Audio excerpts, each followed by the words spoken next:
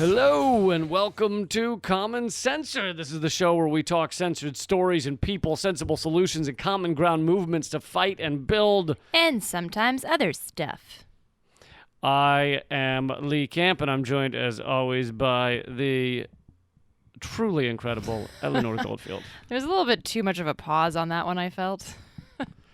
I just wanted to come up with the perfect word. Okay. All right. Maybe make notes for next time.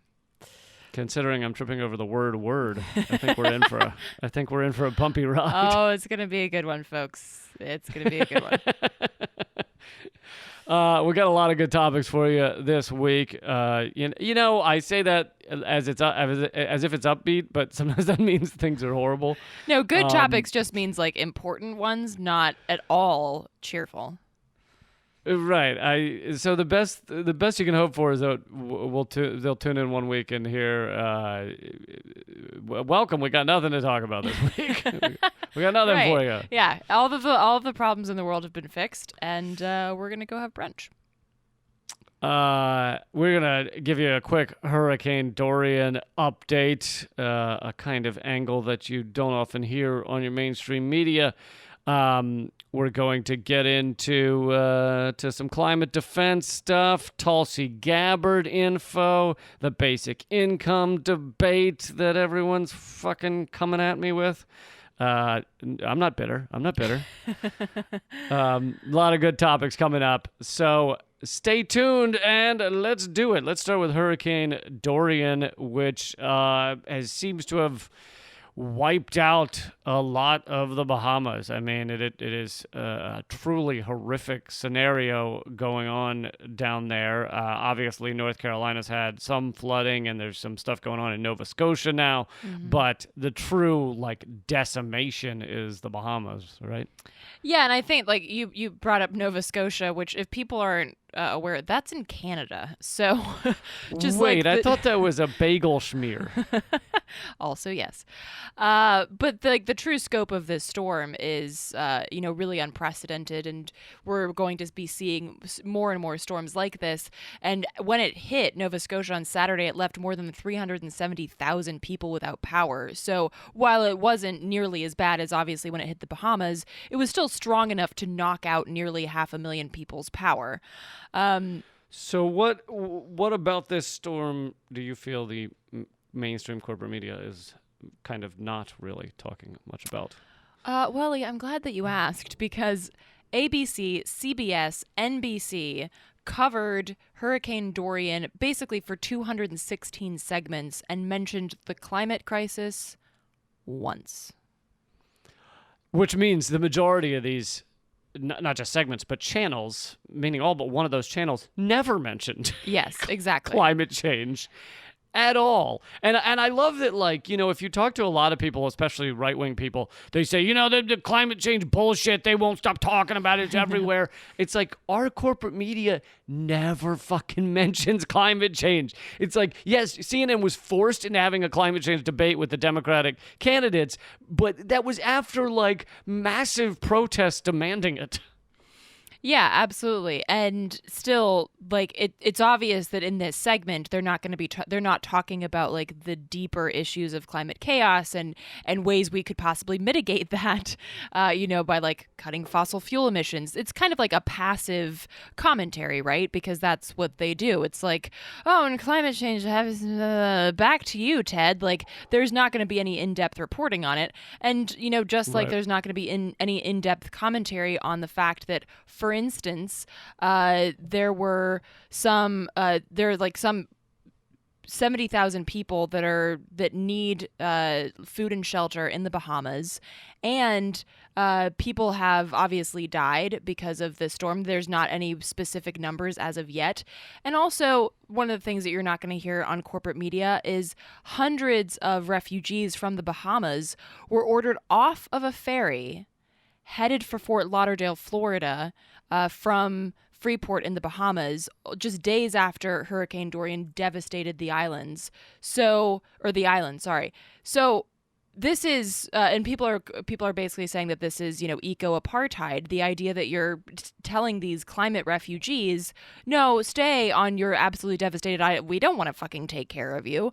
That's not something that we do. Which this feels reminiscent, obviously not to the same scale, but it just made me think of this, during World War II, when there were Jewish refugees that were trying to get to the States, and we just turned away their boats. We were like, no, we don't want you. Right. Many people don't really know that part of history because we are taught the part of history where the U.S. did take in a lot of Jewish refugees from the Holocaust and from Germany and other countries, but there were many also turned away, which gets kind of erased from the history books. Yeah, and so I think the other thing is like that's so absurd about this is basically a crew member was told by Customs and Border Protection that he had to tell all passengers that don't have a U.S. visa, which, if you fucking think about the logic behind that, this island is completely devastated. Yeah. So even if there were some fucking office that you could go to get a I'm desperate, I don't have food or shelter visa, that office doesn't exist anymore. So the idea... And who even had their, like, assuming you were ducking for cover in some bunker, how many people had their, like, passports and visa and shit with them? I mean, some might have been smart enough to do that in the early stages of the storm, but I wouldn't. Well, and it's not something you fucking think about when you're struggling to survive, right? And this is, of course, part of the whole the whole system of the United States, right? We talk about human rights violations in places like Venezuela or Russia or whatever, but then when refugees are desperately trying to come into the U.S. just for even momentary aid, we're like, no, go away. That's not something we do. Well, in the defense of the people that turned away the boat, the plaque on the Statue of Liberty is not down near Florida or the Bahamas. So there's no fucking Statue of Liberty down there. You turn that shit around. Yeah, especially in Florida. I mean, of all the places to be going when you're a refugee, particularly obviously coming from the Bahamas, a predominantly black refugee, that's going to Florida. That's that's particularly rough. And the other thing which I might bring up on Redacted Tonight this week is that, like, these are communities just destroyed to the level that people aren't going to want to go back. I mean, they're a combination of dead or displaced, and they fucking leave. Usually a lot of the area is bought up by kind of like corporate interests, or the wealthy kind of jump in there and buy it up, and whatever. It becomes a completely different area, or I think increasingly with climate change, we're going to see areas just left to be reclaimed by the oceans and shit. But there are increasing number of communities. This is how bad climate change is getting. There are increasing number of communities that are just fucking gone. Like what was it? Paradise, California, right? Yeah. Burned up in the forest fires. Many parts of New Orleans that were just people have come back in eventually, but we're talking a year with houses that still had like the number of bodies written on the outside of the house. Places in Puerto Rico that we know went a year without power. Like, these communities are just like done. And we didn't used to see this. This didn't used to be. You used to have these kind of individual horrible stories, but you didn't see like whole fucking islands gone.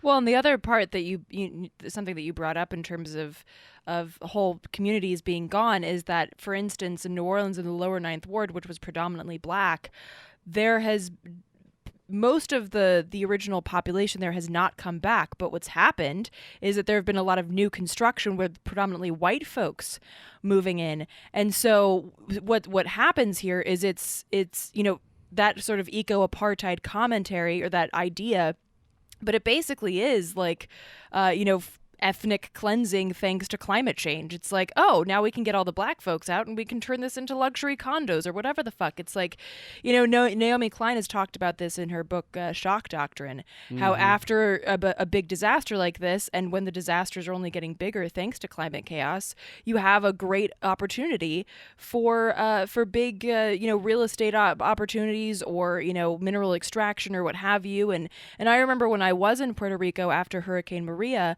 I heard folks talking at a restaurant one night that they were cheersing each other and talking about what they were going to do in San Juan, like what they were going to build up and create there now that they had all this opportunity to do so because real estate was really cheap. Hundreds of thousands of people had fled. It's a great opportunity. So, that's the other side of this, that, with these communities that are decimated, there's, capitalism sees a great opportunity there. It really is the vulture capitalists coming in and feeding on the carcass. I don't know. I mean, the fact that this is happening and literally gets zero mention of climate change in your mainstream media, or even the idea that we're seeing more of these, even if they didn't say the words climate change, they're not saying like, wow, there certainly are more cities and areas destroyed by these large weather events. Isn't that interesting? Isn't that something to chat about around the water cooler later today? I flipped on because I was looking for shit to make fun of for Redacted. I looked at, I think it was ABC Nightly News maybe, and literally the first 5 minutes are Dorian destruction. So, this look at what this hurricane did, possibly thousands dead, and they cut to clips of locals saying like, there's nothing left. And then they get done with that story and then they go, moving on, tonight in California, the hills are on fire. And literally somewhere in California, they're talking about there's more forest fires and some of them raging worse than ever before. And literally, like, through all of that, so you've got 10 or 15 minutes of nothing but hurricane followed by forest fire coverage, and they never say the words climate change. That's, I honestly, it's like a dog gnawing on your leg for 15 minutes and you never say ow. Like, what the fuck? Yeah, and the other side of that too is like this terror porn, this like obsession with showing horrific events but never talking about the cause. We do the same thing with war, right? Like we talk about, you'll turn on the news and they'll talk about like bombing campaigns or terrorist attacks or anything, but they don't talk about like how we create terrorists or how we have 1,000 military bases around the world, or how we basically are using the Middle East as a playground for our attempt to maintain global hegemony. Like that isn't talked about. It's just like this obsession with showing dead bodies and destruction, and it's. I think CNN should change the initials to CFN. Context-free news. Welcome to your context-free news, because let's all be honest, context makes us uncomfortable. Exactly, and it makes our corporate sponsors uncomfortable. Well, speaking of climate, let's get to some people that are fighting back to kind of get humanity to give a shit about climate change. Yeah, and this is actually some good news. So, folks might remember. Whoa! That's the wrong show. That does not belong here. Folks might remember that a few years ago in 2016, there was a case of a valve turner, Ken Ward, who's temporarily shut down the Kinder Morgan Trans Mountain Pipeline. And basically the valve... Which always sounds like, Kinder Surprise or something to me. Dude, I know. It sounds delicious. Well, there's another... Oh, fuck, was it? There's one that they're fighting in northern or New York or somewhere up there that's called the Pilgrim Pipeline. Then there's another one, the Mountain Valley Pipeline, but the Bayou Bridge Pipe. Like they all sound so fucking quaint, right? Like they're never like really aptly named. Right, they're never like disemboweling America. That's the name of our fracked gas company. Instead, it's like, welcome to Baby Ruth Incorporated. So anyway, back in 2016, This was part of a multi-state action against the pipeline. This guy, Ken Ward, temporarily shut down the Trans Mountain Pipeline. And he used, when he went to court, he used a necessity defense. And if folks are unfamiliar with that, basically with a necessity defense, that means that I had to take action and do this illegal act because we're fucked because of climate change. That's not the specific legalese, but that's basically what it means, is that like I had to do this for the sake of our future on this planet. I used the necessity defense once when I cheated on an old girlfriend. Didn't go over well, per se. Well, I suggest you get a better lawyer next time. I might do it. But so this past week, a 3-judge panel from Washington State's highest court unanimously denied a petition from the state of Washington to basically overturn the necessity defense. So that means that the necessity defense in Ward's case stands, which is really great news because, of course, that sets precedent to say that you can use this, and I don't want to like make it sound like everybody go out and do shit because now you're safe with the necessity defense. No, this is highly as we see in a bunch of other cases. This is highly dependent on where you are and what you do. So and you know, since 2016 and since the whole like DAPL fight, a lot of new laws have popped up, and I've covered this on my show. I believe you have too, Lee. The issue of critical infrastructure bills that say any sort of activism that takes place close to or on critical infrastructure land, meaning like fossil fuel projects, has very heightened sentences and fines. So this case with Ken Ward is awesome news, but that doesn't mean that, oh, great, now we can just use the necessity defense and we'll be, you know, free and clear. But it is a good precedent that's being set. Yes. It was in Washington State, correct? Mm-hmm. Those fucking pansies. They don't. those pinko liberal nonsense. Washington State. You could probably use a fluffy green juice defense up there too. They'd probably be fine with it. Well, that's what I'm using in my case. No, so this is really good news. It definitely sets a precedent, and it shows that there are certain aspects of the judicial system that are willing to accept that we're fucked, that are willing to accept that these kind of actions are necessary. But of course, we also need to remain vigilant in understanding the systems that we're up against and how much they are going to fight back as we get more effective with our tactics. Mm-hmm. And that's not that I'm trying to scare people away from doing direct action, because I think that is our only hope, but just trying to be realistic about what we're up against, and also saying that like the necessity defense is now, there is a precedent for that, and that's fucking awesome. Yeah, and you know these people out there that have done this and are, you know, facing jail time and everything. They're true heroes fighting for to save us from ourselves. Absolutely. There's a couple of quick things before we move on. We do have live shows coming up. Ventura, California. Los Angeles has sold out, but there's still tickets for Ventura, which is not far from Los Angeles. And Graham, unfortunately, Eleanor will not be at that one. Graham Elward will be opening for me in Ventura, the comedy club there, and also Madison, Milwaukee, and Toronto. I'm coming to all those cities, and tickets and details are at leecamp.com. You can just click on the schedule tab, and Washington, D.C., of course. If you want to check out, and you definitely should, Eleanor's other videos and writings, that's all at artkillingapathy.com. I'm putting up web-exclusive content almost every week at youtube.com/LeeCamp2, LeeCamp and the number 2.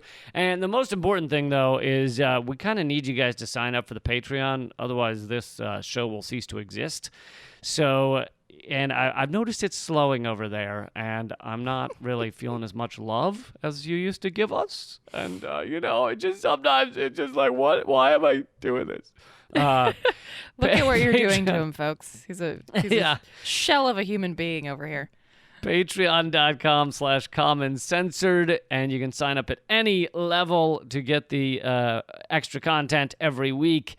So Patreon, Patreon.com, and Common Censored is the name of the show over there. And just come on, sign up. If you think you get $1, I mean, if you're listening to this right now, you've got $1 worth of content. You've already got $1, and you're about to get another 45 minutes or half hour or whatever. And honestly, if that's not worth $1, I don't know what is. I'm just saying. If that's not. Did I sell it well? This is our most capitalist portion of the show. Did I sell it well? Yes, you're a brilliant salesman. So let's keep moving, and let's get to a topic or more accurately, a person we haven't talked about very often on this show. Although I know many listeners are big fans. Tulsi Gabbard, I believe is the way you pronounce it. No, the D is silent. Tulsi Gabbard. Thank you.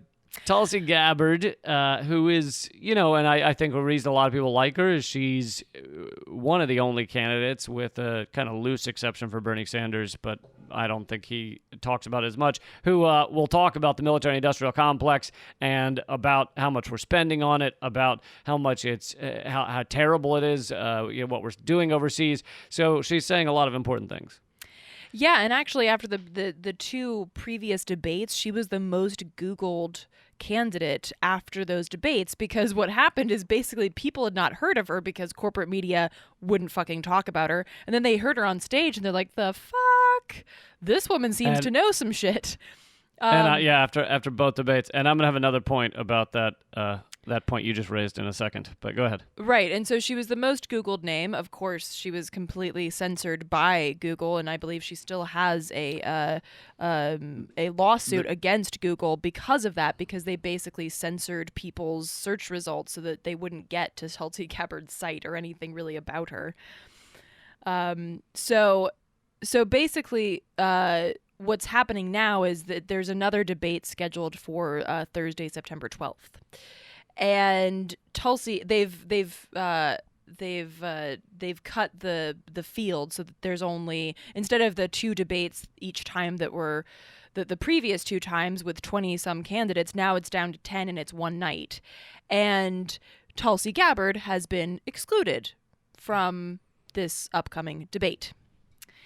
And basically the issue here is that is it the 12th or the 13th? Either way, it's this week. I'm not sure it's this week. I think it's Thursday, but yeah, they've and honestly, all of the 10 that they've not allowed in this debate, I think it's exclusively about her. They just don't want her on that fucking stage because the corporate media despises her on so many levels. They hate what she stands for militarily. They hate that she's a veteran. They hate that she's a woman of color. They hate that she, went and over to Syria and said that our ridiculous propaganda about chemical weapons. Look, I'm not going to... There's a million horrible things you could say about what's going on in Syria, and I wouldn't argue with any of it, but the chemical weapons thing was so fucking laughable, and they hate her, and she exposed a lot of that, as did many other people like Seymour Hersh and John Pilger and such, but there's so many things about her that is terrible for these other candidates because she makes them look so ridiculous, and that's why they needed her off that stage. I think they thought about hiring the guy from the Apollo, the little clown, to like sweep her off. Like, so basically, the DNC has like completely fucking arbitrary rules, so as to make sure, as you mentioned, Lee, like people like Tulsi Gabbard, that they can just get rid of them, kind of whenever the fuck they want. So, according to the DNC's rules, she failed to meet the 2% threshold in the number of polls that are required to qualify. She did surpass the individual contribution requirement by over 30 grand, and she did receive 2% or more of the vote in several polls, but those are quote unquote non-qualifying polls. Yeah, so they only picked the polls where they had somehow manipulated them enough to make sure she didn't do well. Exactly. And the DNC has offered no explanation as to why these rules exist. There's no democratic process involved in deciding what qualifies as a, quote, certified poll and what doesn't. So, of course, the whole point of this is, as Debbie Wasserman Schultz said back in 2016, when, like, in an amazing moment of honesty, she said that these rules exist so that activists can't run for office. She legit said that during a fucking televised interview. And I think, like, in her mind, she was like, yeah, well, that's a good thing, right? We want experts. We want political experts to be running the show, not fucking unwashed activists. But really, all that did was prove in that moment that, like, oh yeah, there's nothing democratic about this at all. You can't just run for office because you have good ideas. You have to spend years kissing ass, and you have to know the right people, and you have to have slept with Bill Clinton, and you've got to. I mean, there's like all these fucking there's all these things that you got to do before you can actually be a viable fucking candidate. Yeah, and let's not forget that the DNC lawyers said in court that it's their right to rig the primary. So the DNC runs around rigging the primary, and then the corporate media carries their water and tries to defend it as if it's a natural and free process. Mm-hmm. Yeah. But to go back to Google, and not just the mainstream media, but here we have the largest tech companies in the world working to sideline Tulsi Gabbard as well. When Google, so as you mentioned, after the first debate, she was the most Googled candidate. So Google cut off her ad account, which meant that anybody who Googled her did not see the thing that said, donate or go to the Tulsi Gabbard website, because they didn't want people to see that. So they were able to cut that link to her ad dollars. Clearly, she would have gotten millions of dollars, considering millions of people were Googling her. But I just want to make the point that that was somewhat widely reported, at least her lawsuit against them. But what hasn't really been said is this constitutes election interference. That's what that is, and yet we are supposedly in a zeitgeist right now where everyone's running around talking about election interference because of the, Russiagate and Mueller report and all this shit. And here is Google outwardly interfering with an election, and it's no one makes the connection that this is the interference we should be furious about. Yeah, absolutely. And of course, the corporate media is in bed with that too, because they're also completely avoiding talking about Tulsi Gabbard. And of course, they're not going to report on the fact that these arbitrary rules for the DNC exist to keep people like Tulsi Gabbard out of the debates. They're just going to continue to not talk about her, and of course the DNC is has a very strong connection to places like the Washington Post, owned by Jeff Bezos, and of course that's a thing. This whole thing just solidifies that the Democratic Party, just like the Republicans, just like our whole fucking system, is owned by oligarchs, and that this so-called democracy has no accountability to the people. I mean, fuck, if it did, then people's calls to have a climate change specific debate would have been heated. But instead, Tom Perez, the head of the DNC, was just like, no, that's not a thing that we're going to do. Because we don't fucking care what you want. And we also don't care about, we don't care about you being curious about a legitimately anti-war candidate. Fuck you. We will tell you who the candidate is, and you should shut up and just accept it. Right, and then they ended up, CNN ended up, I think because they knew it'd be good for ratings, ended up having a climate change town hall because the DNC wouldn't have a climate change debate. But they cut the bottom 10 from that one too, so making sure Tulsi wouldn't be on the stage. And so what they've done to Tulsi Gabbard is 100% suppression and censorship and everything. And what they have attempted to do to Bernie Sanders, it comes kind of close to that, but isn't quite at that level. They've kind of had to talk about him because he is the top tier. He's number 2 according to these polls, where CNN only calls white people on a landline that are middle-aged women who regularly watch Matlock. it's very specific how they poll. And I just saw today they were talking about like, oh, Elizabeth Warren has increased, so many percentage points. She's almost even with Bernie Sanders, and Joe Biden is still winning. And they said throughout this thing, they showed the three candidates up there with the numbers next to their names. They said the name Bernie Sanders one time in like a 7-minute segment. So they're talking about how, Elizabeth Warren has surged and Joe Biden is still winning and blah, blah, blah, blah, blah. And somehow managed to say Bernie Sanders like once because they don't even want to utter his name. Right. He is the name that must not be mentioned. Yeah, and of course, and I think like there's also an important thing to note here because a lot of folks on the left will look at Tulsi Gabbard and be like, well, you know what? She's actually not totally anti-war because she says that we have to be hard on terror, which the war on terror is the fucking war machine and da-da-da-da. And she's also apparently fine with the drone bombing program in its entirety. And here's the thing. The point isn't whether you fucking agree with her. The point is whether you agree with the fact that she should be allowed to speak on stage. That's the fucking point here. I'm not saying that I would have voted for her or not voted for her. That's not the fucking point. The point is that candidates that have ideas that you find interesting or that you find or even if you don't fucking find them interesting, that's not the point. The point is that candidates should be allowed to speak on stage about their perspectives and their platform. And if anybody is going to be kicked off of stage, it should be fucking racist apologist Joe Biden.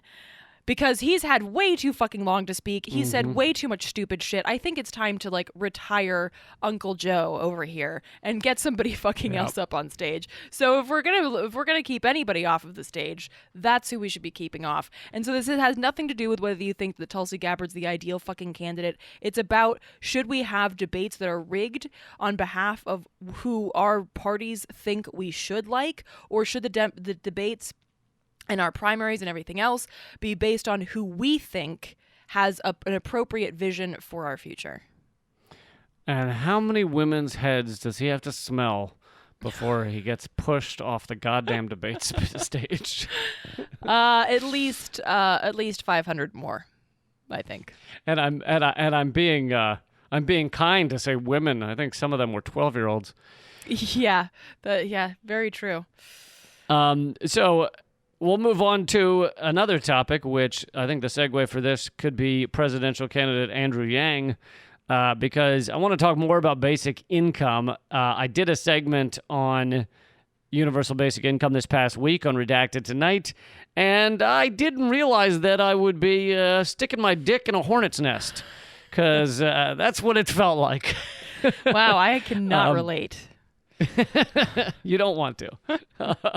But it is not. People are not liking it.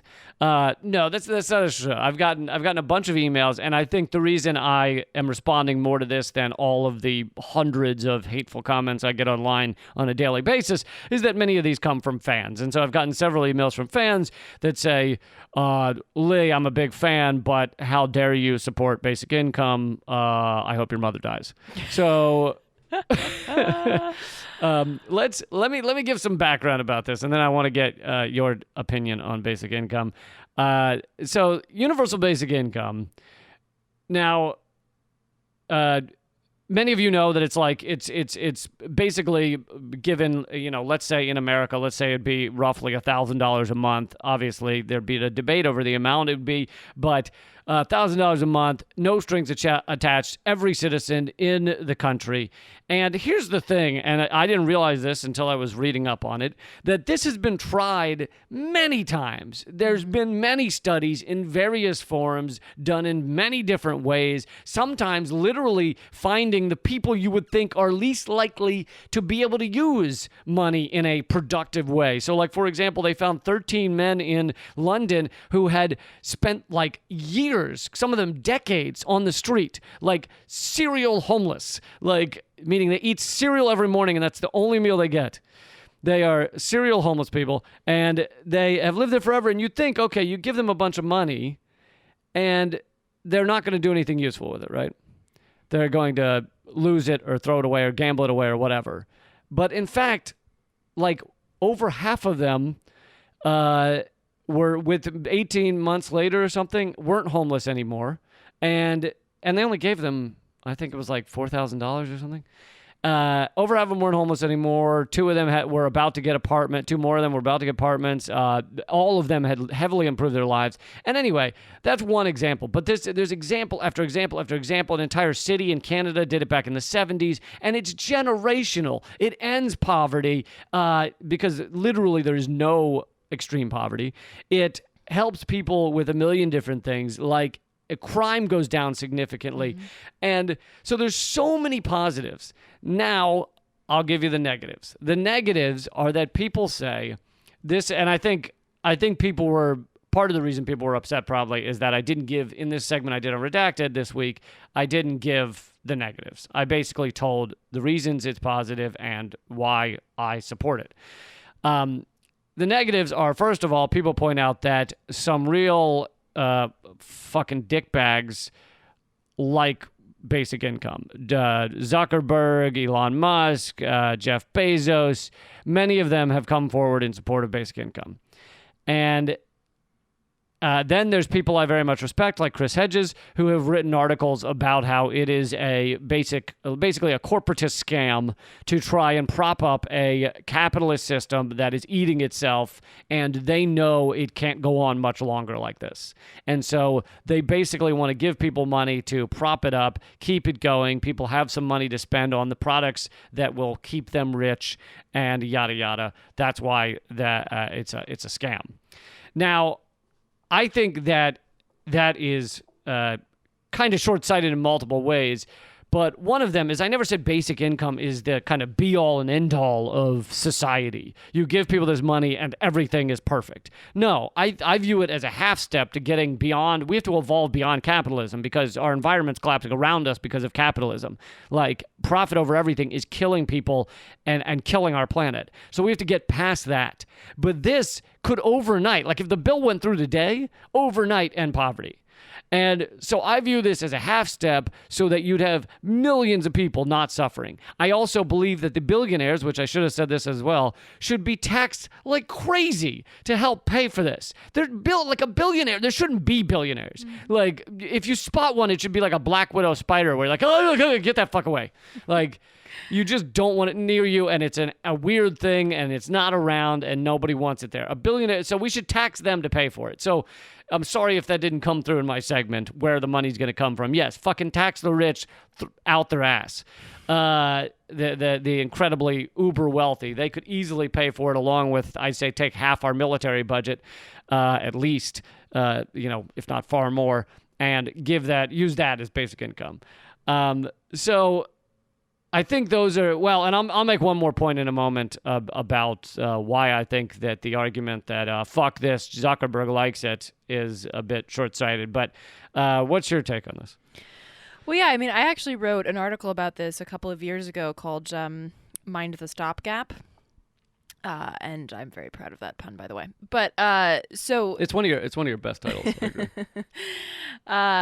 So no, but here's the thing, and this happens a lot on the left. So first of all, the left loves to argue. We fucking excel at it.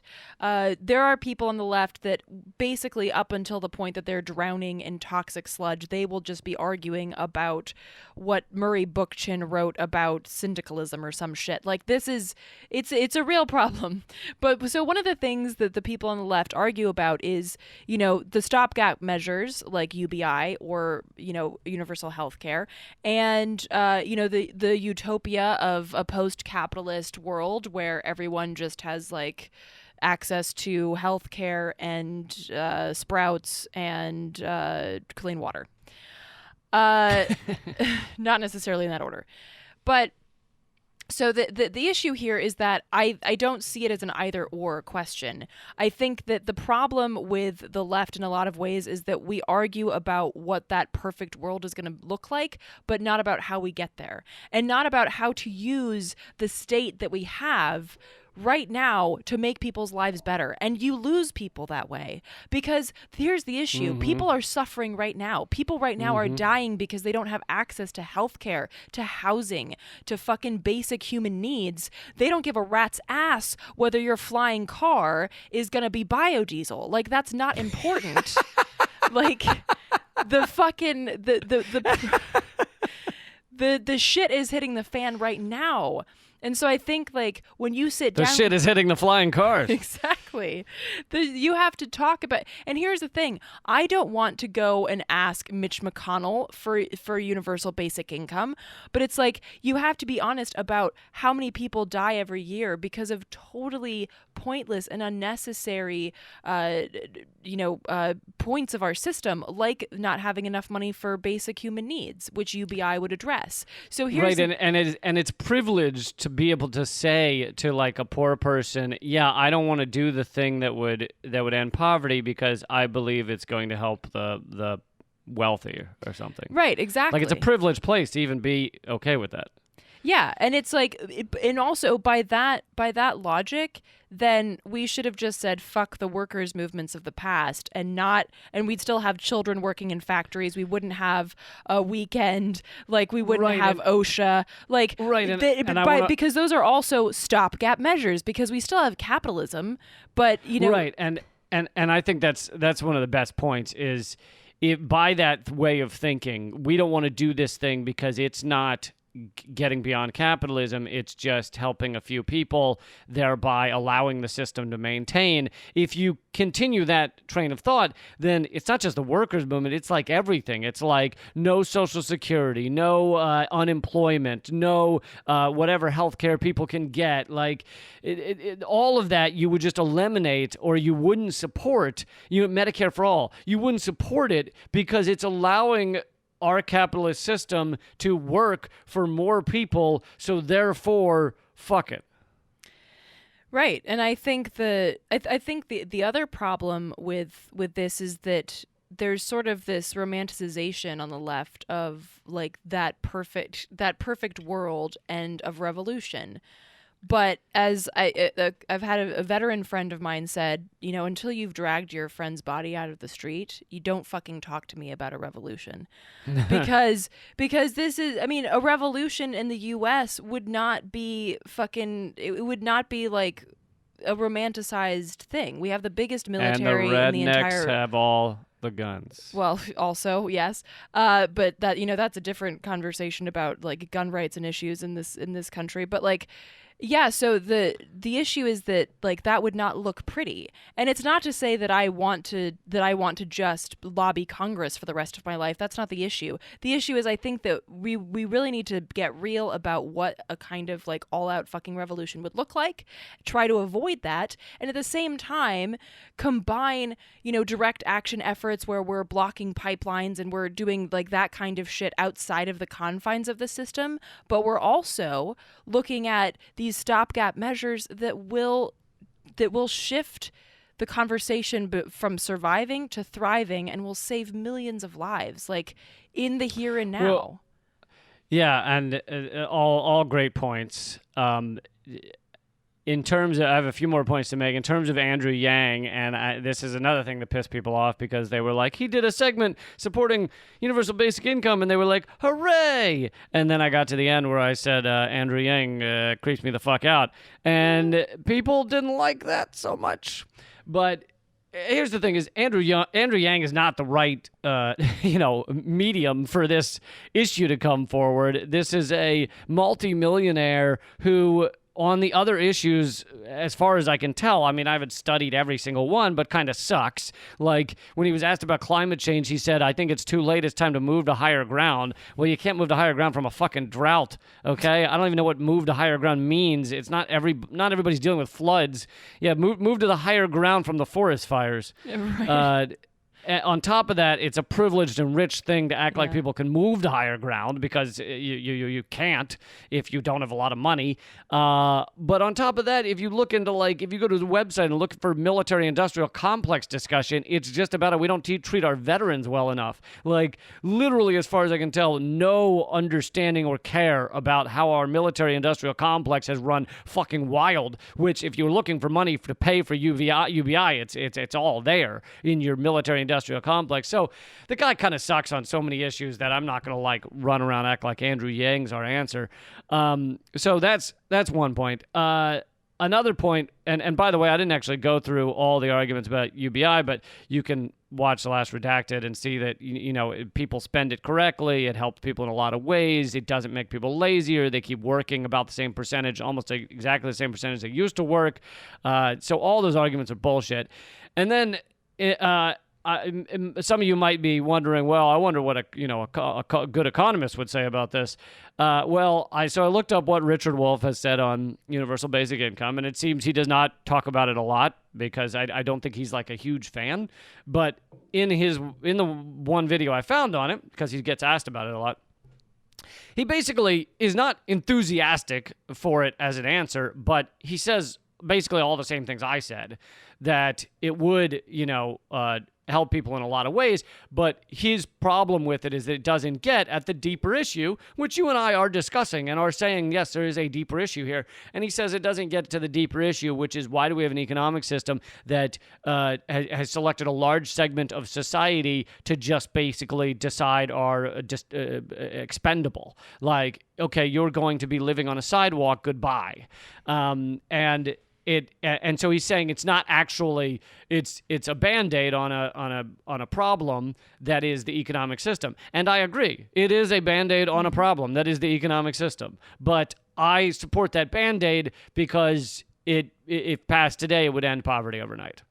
And that's, I think you can debate as to whether we should use Band-Aids like that, but I think that it's a weird position to be in to try and defend people's misery happening right now because you want things to get bad enough that people will stand for change.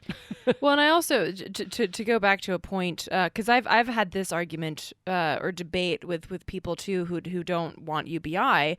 They're like, oh well, people would stop working. And then what? And it's like, okay, so first of all, I mean, even just leaving out the automation debate where it's like, okay, well, automation is going to take people's jobs, and then what? Do people only have a right to live if they are able to be fucking workhorses? Like, is that the only reason that somebody has the right to basic human rights? I don't think so. And then secondly, it's like, if that's the case, why the fuck do trust fund babies exist? Like, why are they allowed to live? We should fucking kill them at birth then. Right. Because if your only value is how much you can fucking work, well then why are there so many people who don't work? Like, what the fuck does a hedge fund manager do? All he does is move ones and zeros from one place to the fucking other. He doesn't add anything to society. So it's like this concept of like fairness and the idea that, oh, well, people will stop working and then what? As if like you're only allowed to exist and thrive if you fucking, punch in. That's really ridiculous. So, and we've made that paradigm shift with regards to elderly. Like when people retire, we're not like, how the fuck dare you? How dare you not work until the day that you die? Now we are. Well, yeah, but that's nowadays. The thing. It's like if you think and child labor. Come on, Grandma, get down to the factory line. And child labor, again, like that issue, it's like we find it okay that certain parts of our society don't have to punch in, and yet they're still valuable. And yet at the same time, we can't accept that, like, oh, if you're disabled or if you can't work for a different reason, like you still have a right to basic human rights. How about if you're just a dummy? Like, there's dummies out there. I'm sorry, but there are, and I think they deserve love too. Like they're really, not everybody can get a good job because a lot of people aren't very bright, and it's like, does that mean what? They should just die? What? Fucking kill yourself because you're not bright? Like, no, it doesn't. It feels like total nonsense. And this also is getting to another issue, which, by the way, for those of you who also watch Redacted VIP, I apologize, but I'm going to go through all this again on Redacted VIP. Mm-hmm. But I just, it got me so hot under the collar that I wanted to talk about. But so you're getting close to another thing that people often say they want instead of universal basic income, which is a jobs guarantee. So I know there are economists that say, no, universal basic income is bullshit. What we need is a jobs guarantee. In which case, if you couldn't find a job, the government would guarantee you a job, often with things the country needs, such as infrastructure, things like that. Now, I'm fine with that. Can you please do your treadmill joke now? Oh, all right. I'll get to that in a second. But I'm fine with that with the jobs guarantee in a current sense, like right now. If it were to like a sign to bill tonight on jobs guarantee, yes, I support that. But do I support this idea that? Like you were basically saying something close, that people's only worth is in working, even if it's a job they're not passionate about. Like, shouldn't our goal, especially with technology taking away all the jobs, shouldn't our goal be to get to a world where people work on their passion? They get to do what they love, and that doesn't mean it's only fucking art and books and poetry. It's also like maybe taking care of their kids. Maybe that's their passion, and that's what their work is. Maybe and for things that need to get done. Like, oh, who's going to build the roads then? Well, if we had a culture that really looked up and kind of idolized people that helped the society, so that we all wanted to help the society, then a lot of people would want to fix the roads, kind of like people want to become firemen and firewomen, because we view that as like, oh, how heroic of you. Well, that's a cultural choice to view that way. I mean, there's no, like putting out a fire is not innately heroic. It's just we decided to kind of fetishize that. And we could do the same thing with which I think a lot of kind of indigenous groups have done, like back in, hundreds of years ago. It was, if you helped the community, that was viewed as like the greatest thing you could do in certain communities. And I think you could get there too, where yes, someone's passion is literally building the roads because they get to be viewed in the community as the road builder. I think you could get there too. But so this idea that we just need to force work on everybody and that's the answer is to me kind of ridiculous. Oh, so the treadmill joke is it's from my comedy special that like I'm saying, our goal should be to get to a place where we work far less and we get to enjoy our lives. And so it's kind of like we're hamsters running on treadmills and are running around the little wheel, and they are slowly taking away the treadmills, and we beat the shit out of each other to get on the remaining treadmills. And then politicians come forward and say, I will bring back the treadmills. And everybody goes, yay. And then the other politician goes, I will bring back treadmills that are faster treadmills. And people go, hey.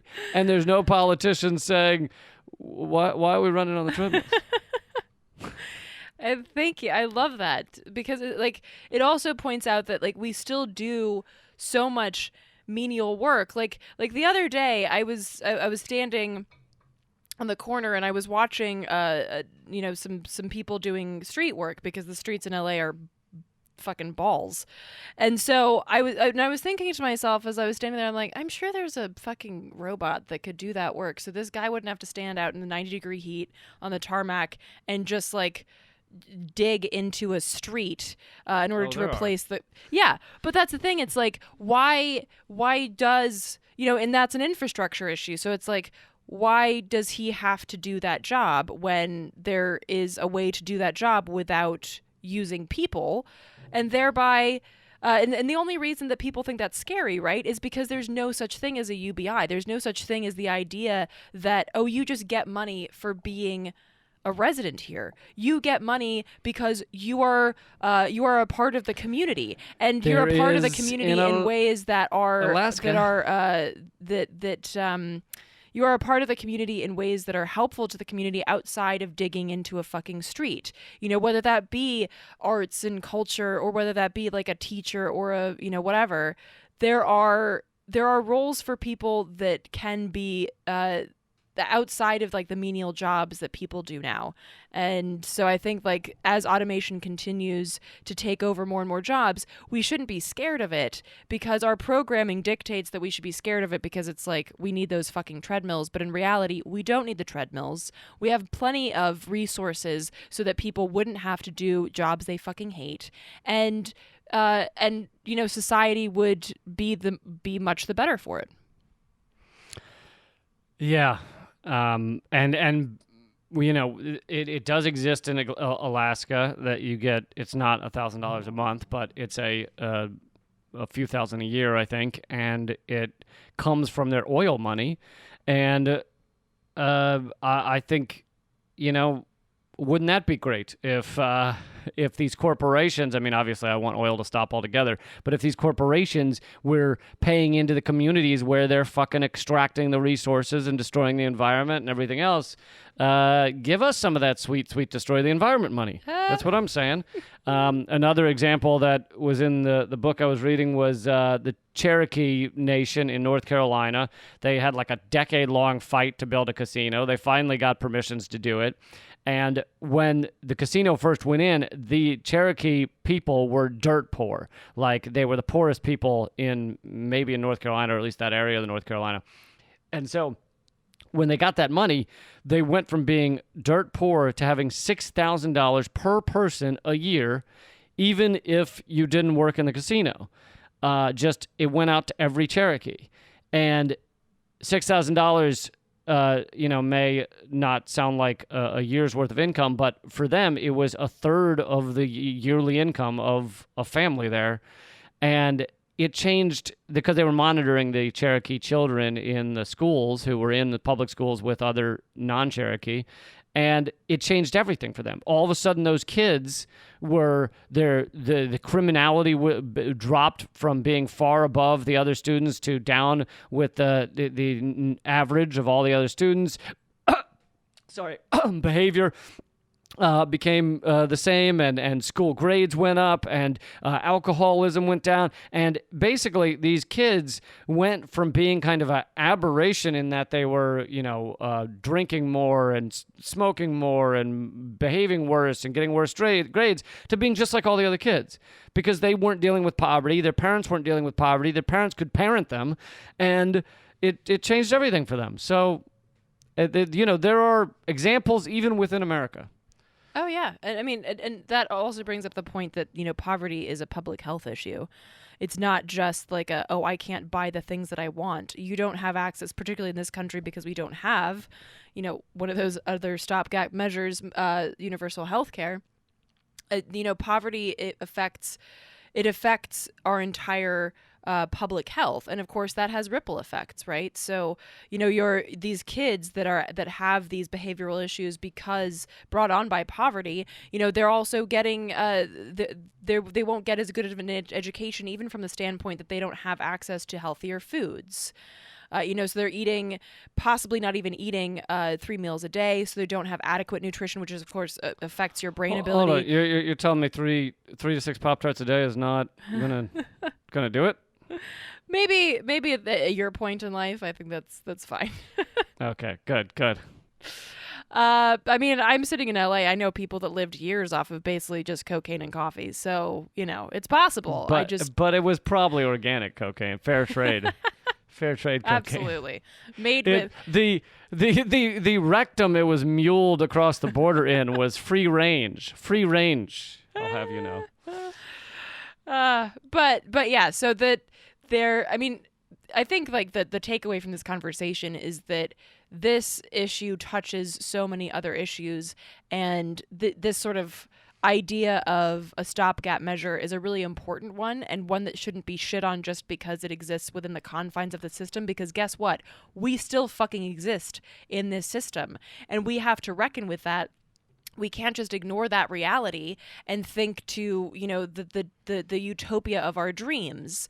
We have to deal with the fucking shit that we're in now, and we have to bring people into this conversation by saying, what can we do about your shitty situations right now? Not in fucking 50 years, but right now, what are some measures that we can take to address that? One of those is UBI, one of those is Medicare for all, et cetera, et cetera. Yeah, and I think that just because, people keep sending me the Hedges article, and it's like, look, I agree with Hedges on 90% of things. Just because I disagree with him on one is not the end of the world. But also, I think that just because some of the, biggest capitalists in the world support UBI, it doesn't make it evil innately, because like Elon Musk also supports electric cars, which I prefer over gas cars. So it's like, and Richard Branson believes in climate change, like, right. Jesus. Right. So just because some shithead like Bezos or something supports something, that doesn't innately make it bad, but you need to look into the reasons why they support it and what it is and things like that. So it's like, yeah, Bezos also supports a non-existent minimum wage and workers that can collapse and have their carcasses carried off the warehouse floor and then dumped into a worker ditch where he can bury them each afternoon and move on to new workers. So that I don't support. You don't?